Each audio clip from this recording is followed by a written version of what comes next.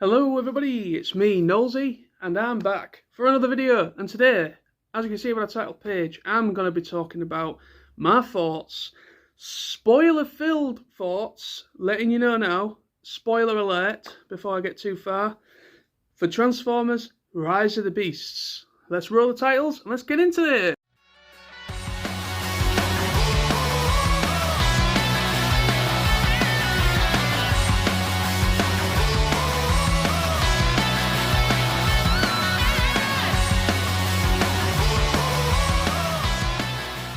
So, Transformers Rise of the Beasts, directed by Stephen Capel Jr. And, well, this isn't going to be like any other movie review. A lot of people really go into specifics, really go into the background of everything. This is just going to be generally my thoughts on it. Now, I've been following a little bit of the production side of it. Like, I've been doing, obviously, I've uploaded some Transformers Rise of the Beast production kind of videos of like the casting choices, acting choices, kind of going into certain aspects. Now, if you remember, I don't know if I mentioned it, or I think I might have mentioned it, I sort of decided to stop because the trailers were starting to put a little bit too much in there, if that makes sense.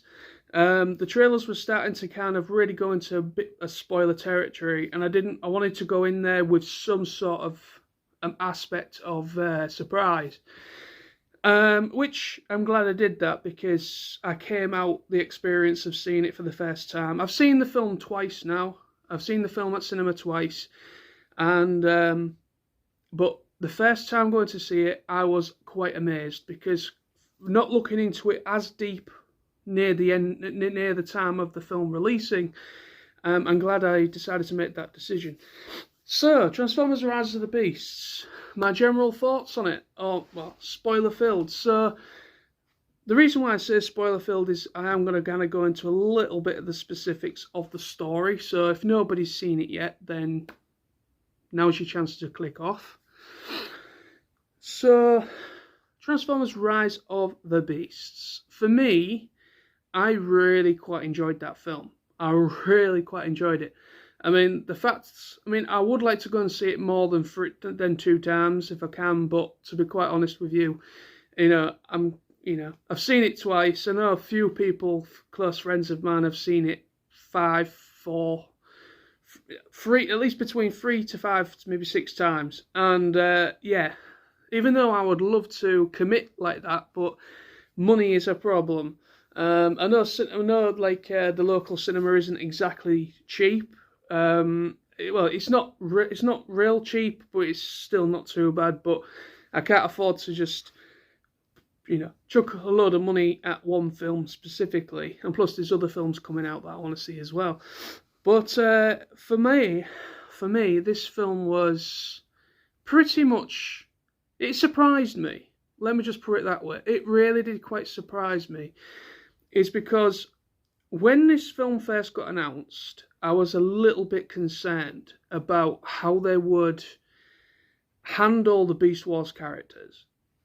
Now, I've mentioned this in a previous video anyway, but I'm just going to bring it into this. But when the film was first announced, and the fact that they were going to, at first it was going to be a Beast Wars live action. They were actually going to do an actual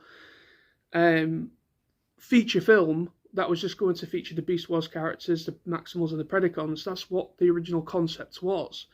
Now, well, from my understanding, that Transformers Rise of the Beast is actually a combination of about 3 different films, different scripts, about 3 scripts that they decided to just combine to make one film.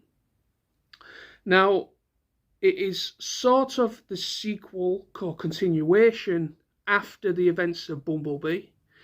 And it's also another concept that they were working on. This is going back to when they did the writer's room. If anybody remembers, around about when Transformers The Last Night came out, and then obviously that failed, and then there was like a big writer's room thing that got announced. And they were literally just kind of like doing like the blueprint, if you will, of the future of the live action films. And a few of those concept ideas were used in making Rise of the Beasts, which was, of course, they made Bumblebee, and this film it's a continuation, the same Bumblebee from Bumblebee, obviously, but obviously this is in the 90s rather than in the 80s, and so it's a few years later, so it's sort of like a soft sequel. I wouldn't say it's a complete direct sequel, but it's a continuation past the events of Bumblebee. And then there was another concept of Optimus Prime. They were going to do like a Spotlight Optimus Prime film, where it was going to be much more heavily centered on Optimus Prime. And if you noticed, the film was more heavily centered on Optimus Prime and his struggles with trust of humans, and the fact that he wants to go home, and he blames himself for bringing his fellow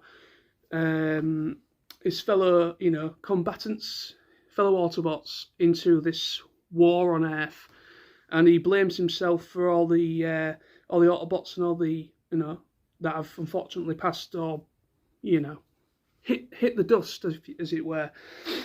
And he blames himself. So you find this is like an Optimus Prime that you don't see very often, that is not as trusting. This is like the Optimus before we see him saying like the right is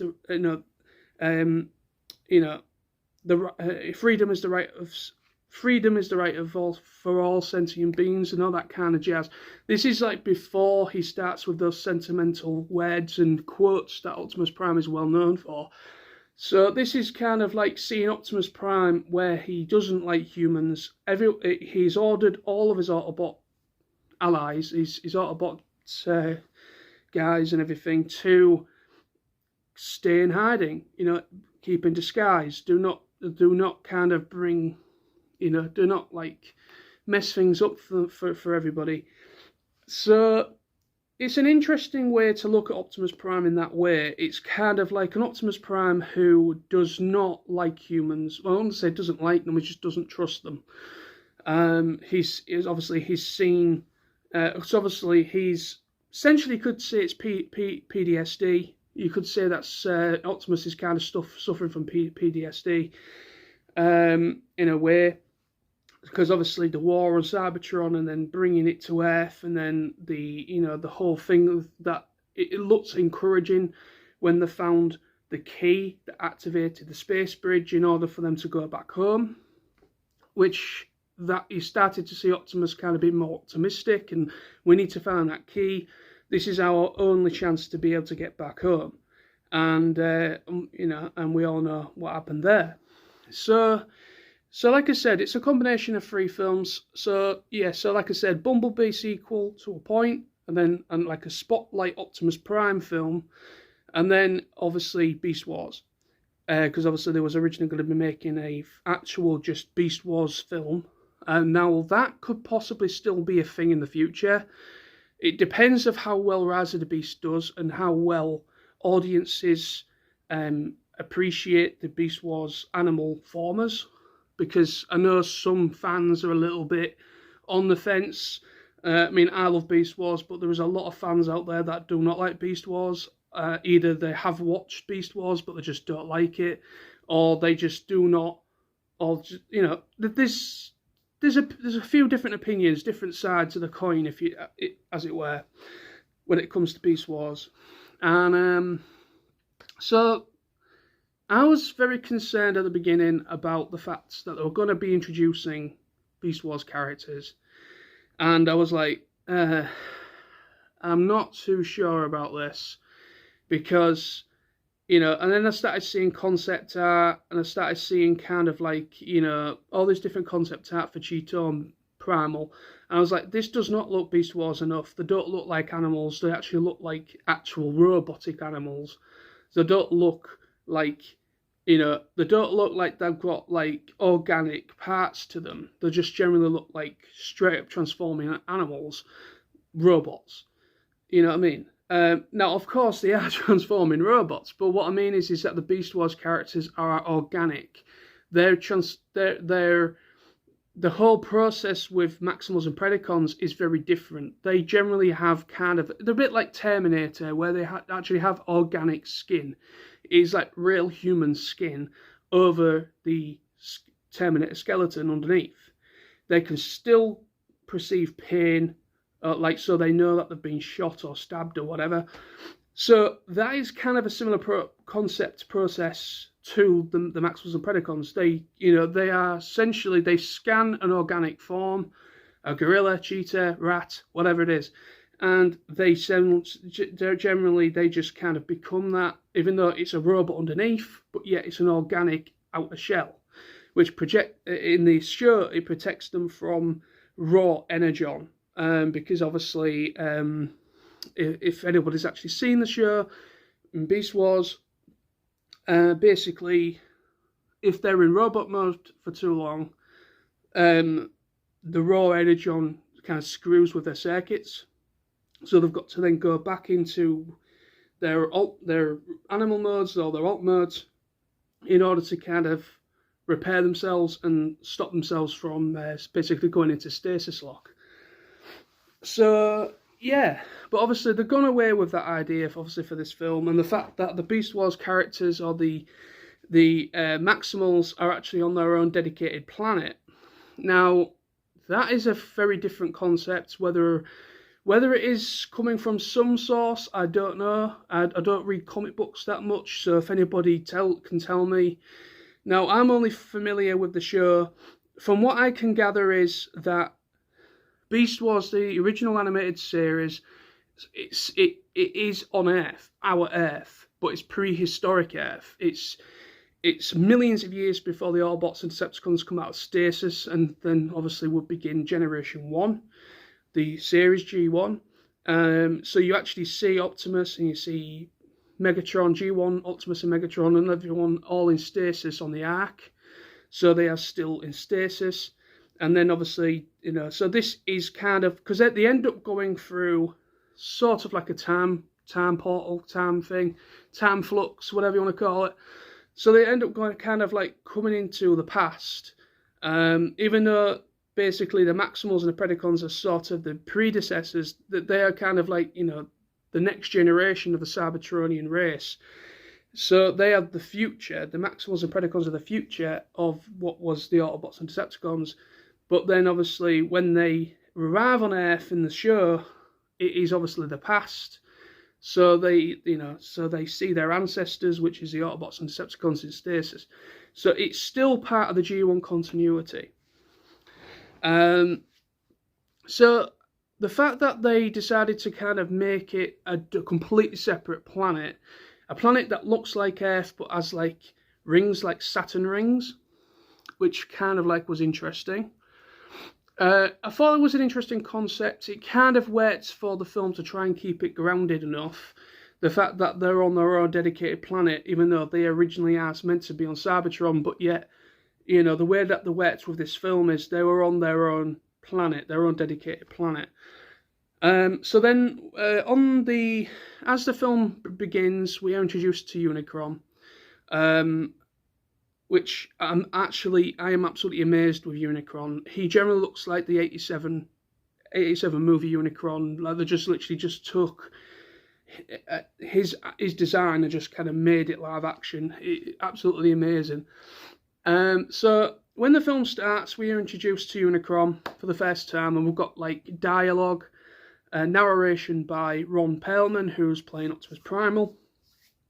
And then we'll basically come to the planet where the Maximals are living on, and we see Scourge and a couple of the Predacon minions, like the Scorponok and all that, kind of being deployed from Unicron to the planet. And so we finally get to see Scourge for the first time. And then we are introduced to the Maximals, Rhinox, Airazor, Cheetor, Primal, and Apeling. Now, I don't know much about Apeling. Now, I don't know if he's a Beast Wars 2 or Beast Wars Neo character, or if he was a character that was... because there is variants of the Primal toy mold. There is a recolor that is completely silver. Like the chrome parts are completely silver compared to blue, and kind of a different color scheme. So there is toys out there. So Airpling, I'm not, even though I am a Beast Wars fan, I don't know much about Airpling. He certainly wasn't in the original Beast Wars animated series, so I'm guessing he was either a Beast Wars 2 or Beast Wars Neo character when it went to Japan, or he was just simply in the toy line, because there is a lot of characters out there that were just released as toys, but they were never in any of the iterations of the Beast Wars series. So I'm guessing Airpling is one of those characters. But it was cool though to see, like, there is a couple gripes I have with the film, which I will get to at the end. But so I'm just kind of just giving you an idea. So that's how we're introduced to the Maximals for the first time. And then basically the Maximals, basically Airpling sacrifices himself in a fight between himself and Scourge. He loses. Airpling loses, should I say. And then the rest of the Maximals leave on a spaceship and end up going to Earth. And that's when we're introduced to the human character Noah. And yeah, so I think for me, this film, the two main human characters, I generally think they are pretty good compared to what we've had in the live action films and also in some of the animation media. They are probably the better humans. They're a bit more likable, a bit better. They're not as annoying as other humans. For me, when I look at the past live action Transformers films, I see, like, at first I wasn't too bothered about Sam Witwicky, Shia LaBeouf. I wasn't too bad about him, and I wasn't too bad about Michaela at first. The 07 film I thought that was okay, but when you got the supporting human characters, I generally thought they were incredibly fucking annoying, and they did not add a single bit to that film. I cannot stand Sam's parents. Even though I like them as actors, I just do not like them at all. I just find them as cringy and as annoying as anything. A lot of people, there's other characters in the animation stuff as well that people don't like. Say like there's a guy called Kicker, I believe. I think it's from like Energon or Cybertron, part of the Unicron trilogy toy series. And a lot of people think he's incredibly annoying. And then there's another guy I think called Milo. I think, is it Milo? From the Armada series. I can't remember now. But yeah, there's been over the years some really annoying characters. Oh yes, and also there's Spike. Daniel. Sorry, Daniel Witwicky from G1. Yeah, he's a pretty annoying as well. But yeah, so there has been some examples of pretty annoying human characters. But yeah, I generally thought Noah, the two human characters in Rise of the Beast, I generally thought they were more likable. I actually quite enjoyed them. I liked the whole arc around Noah. And obviously he's ex-military. He's trying to find a job. His little brother has got some sort of condition. And they're struggling, and he's trying to find a job in order to help out his mother, who was also working full-time and working nights and days. So yeah, so they're in a bit of a position financially, and so that's how his arc is. And then by the time the end of the film, he meets the Autobots and the Maximals and goes on this adventure, and then ends up being given by Mirage the exosuit kind of thing, and ends up becoming a hero and ends up saving the world alongside the Maximals and Autobots. So I kind of liked his arc. I generally thought I thought Noah was pretty good. I thought they were both alright. I thought they worked together, they bounced off each other. There was definitely some chemistry there, and it worked better compared to what we've seen in the past. So as for the characters for Transformers Rise of the Beasts, I do love Mirage. I didn't think I would, because I know of Pete Davidson, who voices Mirage. I know of him, but I don't follow his works, and I've seen online a lot of people don't like him as a comedian. A lot of people just don't rate him. But I generally think he brought pretty decent energy to his performance of Mirage. I generally think he made that character his own. And I generally think Mirage is certainly one of the most standout characters. I generally really enjoyed Mirage. He was one of the boys. He was one of the guys. He was kind of just, he's sick of being cooped up and in disguise all the time. He just wants a bit of fun, bit of a laugh. It basically reminds me of basically kind of a young scout, because that's pretty much kind of the idea is, he's kind of just, he embodies that youngster compared to like the older and wiser Autobots that have a little bit more of a level head, like Optimus and so on. But yeah, Mirage in this, he comes over much more as the youngster, as kind of like a bit of a hothead. So yeah, I kind of liked that. Optimus, I really did like Optimus in this. You can definitely tell Peter Cullen had a much better time recording this. It felt much more like Transformers. It felt much more like the Optimus we know. Yes, he was a bit more direct and a bit more darker compared to what we've seen in the past. Pretty much on par with Transformers Prime. But I think he's got, I kind of get a Transformers Prime vibe from Optimus in Rise of the Beasts, where it's a bit more mature, a little bit more dire, the situation going on and things of that nature. And but the fact that, he's at war in his own head, like he has issues with trust with humans at first, and then obviously he's got, wanting to try and get home. He wants to try and keep his fellow Autobots safe. Kind of like PTSD sort of situation going on with him, which was interesting to see, because we've not really seen that as much in the past. We've always seen Optimus as the courageous leader, and he never gave up attitude sort of thing. But it was interesting to see him quite vulnerable, kind of a vulnerable Optimus. It was kind of interesting to see that. And then when we see RC, I absolutely love RC. Absolutely love RC. I generally think they nailed her 100%. Voice casting as well, and her design. I generally think she was just incredible. And then we've got, who else have we got? Oh, Bumblebee, of course. How can I forget Bumblebee? Bumblebee was Bumblebee. Okay, Bumblebee was Bumblebee. It was good. It was okay. And then then obviously we've got Wheeljack. Wheeljack.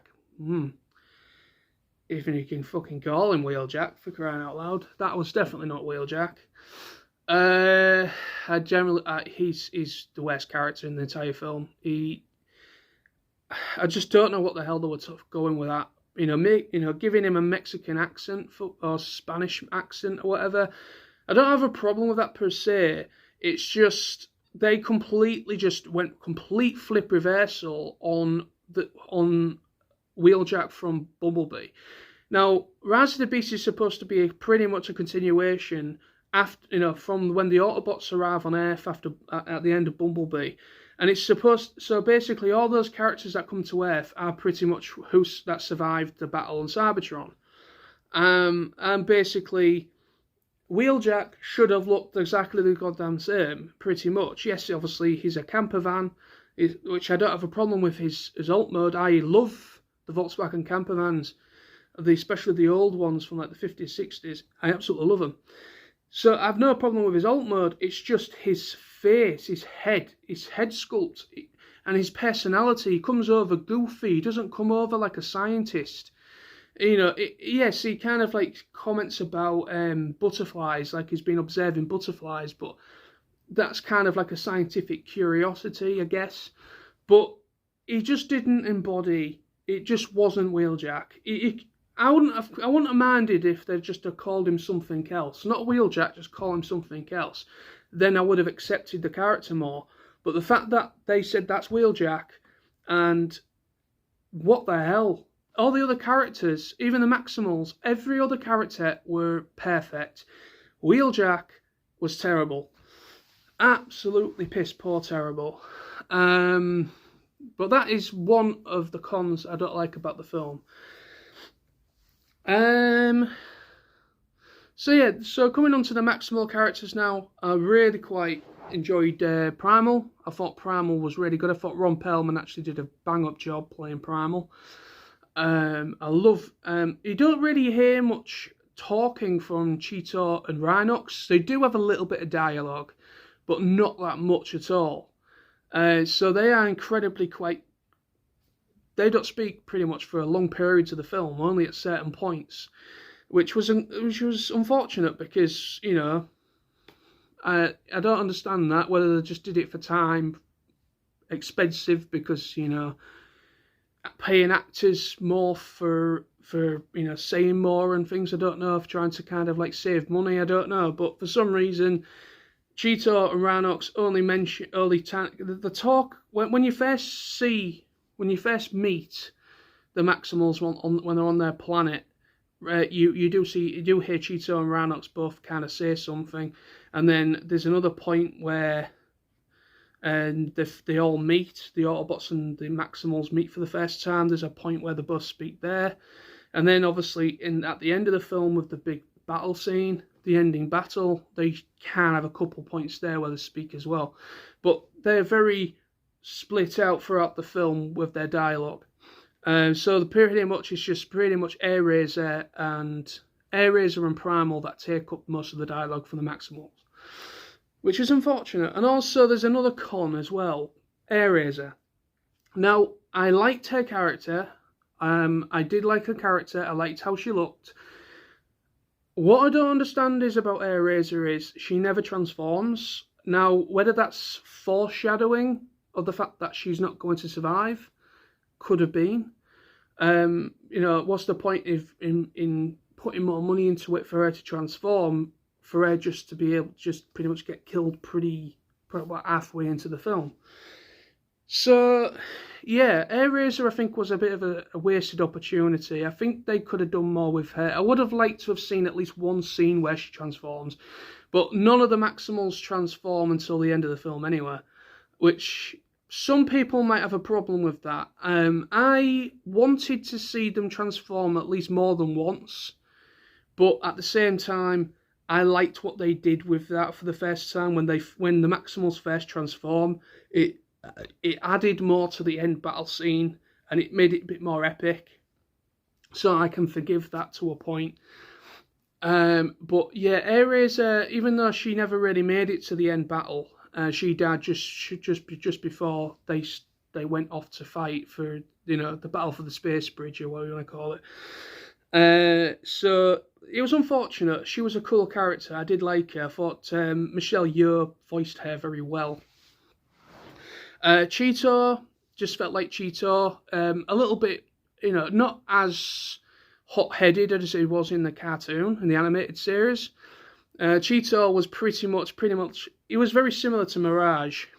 In Rise the Beasts, Mirage, his personality was pretty much Cheetor's personality in the series. He was a hot-head young kid, young punk, always got on Optimus Prime's nerves, even though he very much looked up to Primal. And he obviously was best friends with Rat Trap as well. And so yeah, it was interesting to see a little bit more of a mature version of Cheetor. But I generally quite enjoyed Cheetor. I thought he was pretty cool. Rhinox, he looked pretty badass. He looked badass. Again, he didn't speak much, but yet he was cool when it mattered. And then, yeah, so that was pretty much it. So I don't know what's going on in the future. So basically, as for characters concerned, it's mostly Wheeljack that I didn't like. I was a little bit bummed that you never saw Airazor transform at all, even though the fact that she dies. So it's probably the reason for her not transforming was because she was destined to be killed off.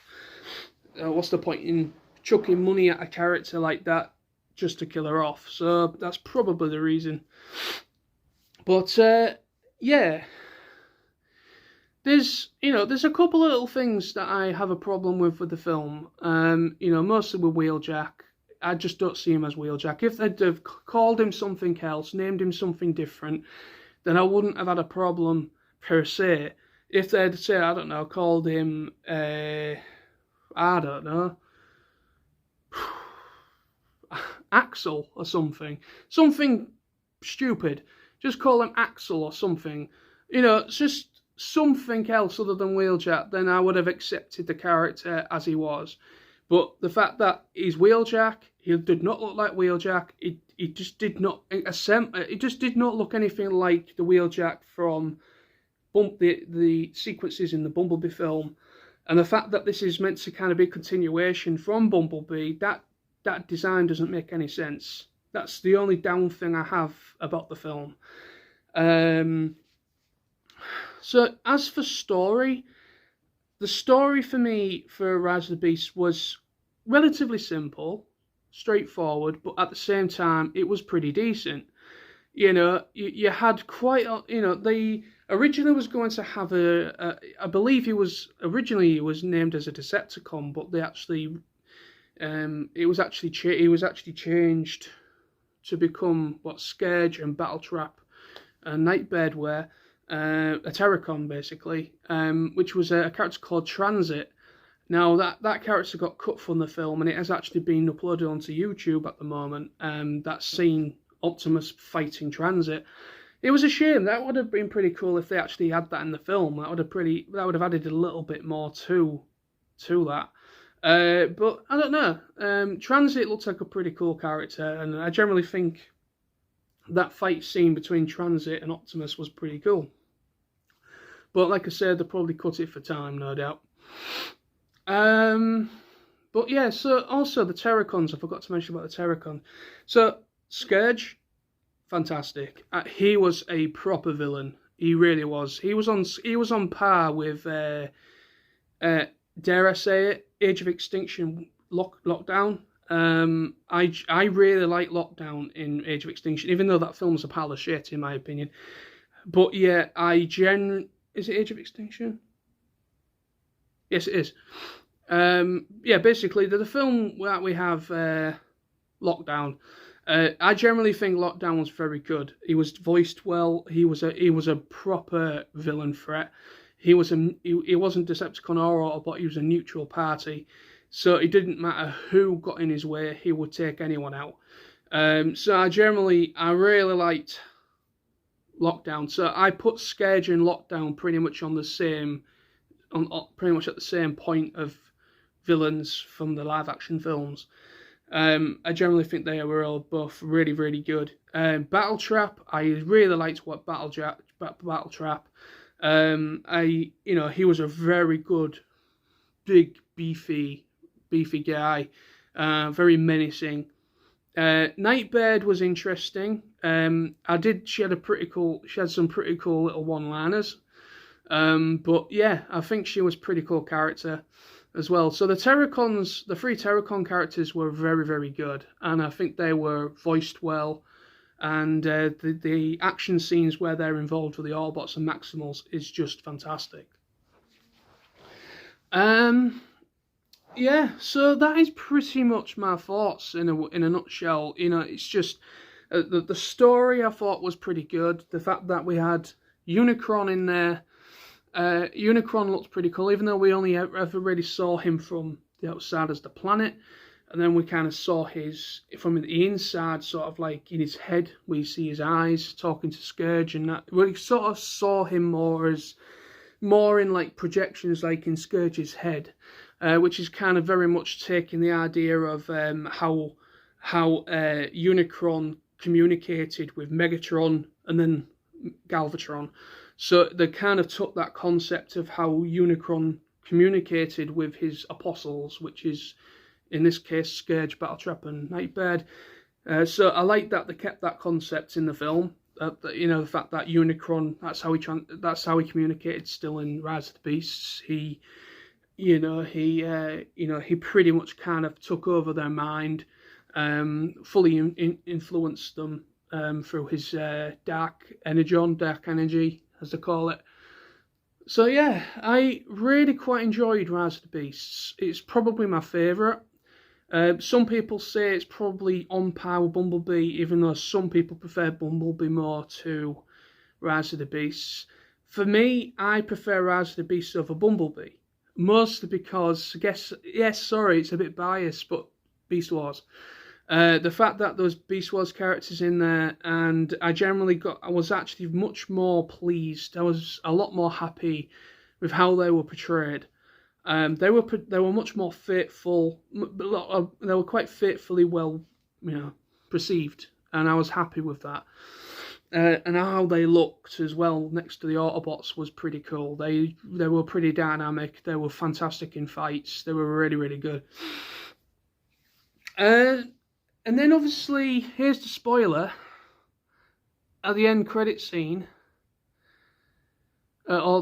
basically an end scene before the credits, we got an interesting Noah basically getting invited to an interview, and he basically gets interviewed by this guy, and found out that he's actually part of G.I. Joe. So that's an interesting concept going forward. Now, before I went to see this film, I kind of had some theories in my head of how they would be able to battle or fight Unicron. Now, Unicron's going to be part... Now, if they decide to make it a trilogy, all hope was mostly on the success of Rise of the Beasts. If Rise of the Beasts does well, and they actually, it does well, domestically and also at the box office, if the film does well, they will then go forward and make the rest of the trilogy. So, going forward, Unicron is going to be in the fallback. Is going to be, and obviously, I think Unicron's going to be much more come into it more in the third film, which is probably the finale of these films, because obviously these are kind of been constructed as a trilogy. So, Unicron, the fight against Unicron probably will happen. So I might see Unicron transform, and that probably in the final film. But I was kind of thinking to myself of how would this work? Because obviously, going back to the 87 film, it took a huge amount of Cybertronians to Autobots, Decepticons, Junkions, everything. It took like about 4 factions, if you could call the Dinobots. It took about 3 or 4 different factions to take down Unicron. It took about, it took quite a lot of bots to take down Unicron. So you're gonna need quite a lot on screen. So I'm thinking that maybe they'll introduce Predacons, actual Predacons, not the Predacon clone army Scorponok things that was in Rise of the Beasts. I think we might actually get actual Predacons. It would make sense. Obviously that planet, the planet that there was all on, the Maximals were on. Who's to say the Maximals went on their own there? It would make sense that all of them, Maximal and Predacon alike, maybe live on the same planet, or the Predacons live on a neighbouring planet. So maybe they're both separate on different planets, but yet, I don't know. But the fact is, they could quite easily introduce the Predacons, which would make sense. And if you remember going back in certain media and also in the comic books, the Autobots and Decepticons, Maximals and Predacons have kind of, they kind of have worked together. They've kind of had like a truce, like a temporary truce, where they've worked together to combat an enemy. Now, if you look back at the Unicron trilogy, Unicron is in that as well, and basically the Decepticons and the Autobots work together to take out Unicron, because it's a threat to both factions, regardless if you're a Decepticon or Autobot. It was a threat to both of them, so it was a mutual threat. So they come together, kind of like as a truce, and they fought together. So I would love to see that in live action. See the Decepticons and Autobots actually kind of make a truce, temporary truce, and fight Unicron together alongside maybe G.I. Joe characters, because obviously they'll have a lot of sophisticated technology to fight him off. And who else? I mean, you know, the Maximals. Apparently, the Beast Wars characters are going to be part of the whole trilogy of these films. So the Maximals will be there, bringing the Predacons. I mean, obviously, this probably would happen in the third film. Obviously, when probably the main bout with Unicron, you're going to have quite a number of bots on screen, and it's going to be incredibly expensive. I just hope they don't kill him off really easily. Like, they just don't shoot a fucking nuclear warhead at him or something, and it goes right through the center of him like in Star Wars and blows him up from the inside. That would be a fucking cop out. So I want a proper bout. I want a proper fight. I mean, even though in the '87 film, you know, basically Rodimus and everybody, they end up inside of him, and they kind of like fuck him up from the inside, and he ends up kind of, you know, ripping out his heart, ripping out this, and ripping off his head blows off. So, you know, they would have to probably find a way, like maybe in the '87 film, that they probably might have to try and get inside of him. So, like, when Unicron transforms, like, they might have to try and get inside of him and somehow do something inside of him, so, like, destroy him from the inside out. So, like they did in the '87 film. So, I don't know how they'd handle it. I wouldn't like it if they copped out and just the G.I. Joe guys have this, like, new warhead or new weapon, and they just shoot it once and he just falls apart. Now, that would be fucking annoying. Unicron is a lot more mightier and a lot harder to destroy than that. So I hope Stephen Capel Jr. knows what he's doing when it comes to that. Hollywood have a way of doing cop-out. They get your hopes up and sometimes they fuck it up in the end. So I'm hoping that's not going to be the case. I'm hoping this film was done well enough in order for us to finally get the trilogy. I would like to see Predacons alongside the Maximals, but whether that's going to happen, and if they're actually going to bring Decepticon characters into it in the future as well, probably will. Because we haven't seen Megatron for a while. Megatron was supposed to be in the Bumblebee film, but he got cut. There is concept art out there for him as well, so the fact is Megatron could most certainly come into the sequel film, or maybe the third film. Who knows? But yeah, so that's going to be my thoughts on Transformers Rise of the Beasts. Thank you ever so much for watching. So yeah, keep your eyes peeled for more videos. I'll be making more TFN related videos as well. I want to try and get at least some Transformers reviews out, or at least one out before TFN. We are literally less than 3 weeks away now, I think. 2 or 3 weeks. So, thank you ever so much for watching, and please let me know in the comments below what your thoughts were on Rise of the Beasts, what your issues were maybe, if you had any issues with it, what the issues were, what your pros and cons were. Let me know, and we'll have a little chit chat in the comments. But I'm looking forward to see what's coming in the future. I really hope we do get the trilogy in the end. I really did enjoy it for what it was, even though there was a couple of things that I would have liked maybe a bit different, but as a whole, it was quite an enjoyable experience for me. But anyway, thank you for watching. See you soon, everybody, and take it easy. Take care of yourselves. Bye bye.